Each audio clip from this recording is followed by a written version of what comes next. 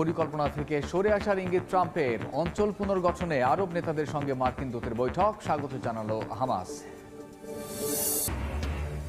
যুদ্ধবিরতিতে রাজি না হলে রাশিয়ার বিরুদ্ধে কঠোর পদক্ষেপের আহ্বান জেলেনস্কির। চীনকে কাবু করতেই পুতিনের পক্ষে অবস্থান ট্রাম্পের, দাবি ঘনিষ্ঠ সহযোগী।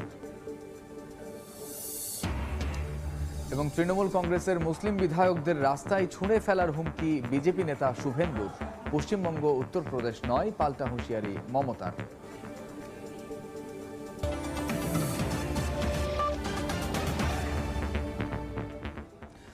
আন্তর্জাতিক সময়ের সঙ্গে আছে আমি কামরুজ্জামান মামুন।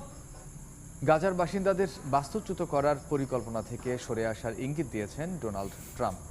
বুধবার হোয়াইট হাউসে আয়ারল্যান্ডের প্রধানমন্ত্রীর সঙ্গে এক বৈঠকে ট্রাম্প বলেন, গাজা থেকে কাউকে বহিষ্কার করা হবে না। অন্যদিকে গাজা পুনর্গঠনে পরিকল্পনার বিষয়ে আরব নেতাদের সঙ্গে বৈঠক করেছেন মধ্যপ্রাচ্যের মার্কিন